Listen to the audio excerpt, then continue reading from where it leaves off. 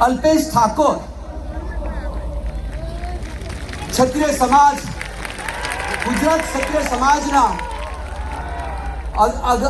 અગણ્ય અને આપણા ગાંધીનગરના ધારાસભ્ય જે આપણા સમાજ માટે ખૂબ જ ચિંતા કરી છે અને આજે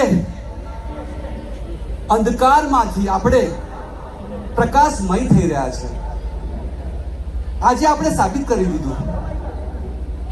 વાહ, ધન્ય છે આપણા ઠાકોર ક્ષત્રિય સમાજને. આટલી ઠંડીમાં ક્યાંથી લોકો આવ્યા છે. આવો સુરવીર કે જેને હરેક સમાજો પોતપોતાની રીતથી શિક્ષણમાં એટલા બધા આગળ આવી ગયા છે, પણ ક્યાંક કંઈક ખૂટી રહ્યું છે આપણા ઠાકોર ક્ષત્રિય સમાજમાં. અને એ વીરલો અલ્પેશ ઠાકોર એક સિંહ બનીને આવ્યો છે.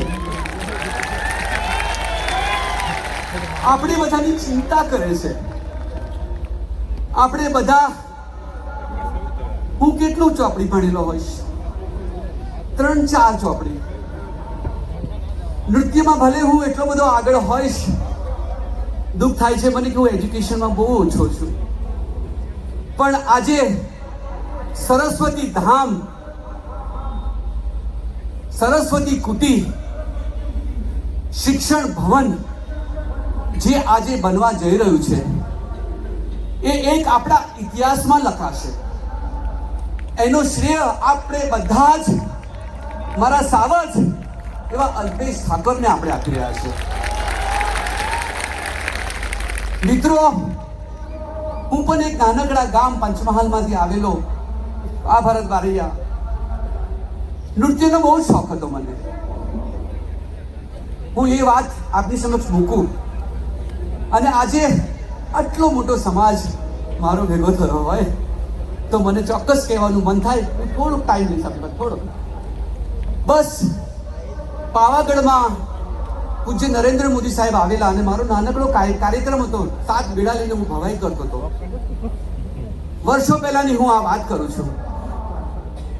અને મોદી સાહેબે મને નૃત્ય કરતા જોયો અને આજે હું જે પણ કંઈ છું એમની પ્રેરણા અને એમના આશીર્વાદથી. આપણા ઠાકોર સમાજની અંદર ઘણા એવા વિરલાઓ છે પણ એ બહાર નથી આવતા.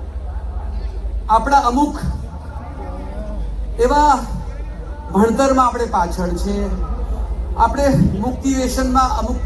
હવે તો આપણે લોકો બધા ખૂબ આગળ આવી ગયા છે. હવે આપણે હરેક સમાજની હરોળમાં ચાલીએ એટલી બધી તાકાત આવી ગઈ છે.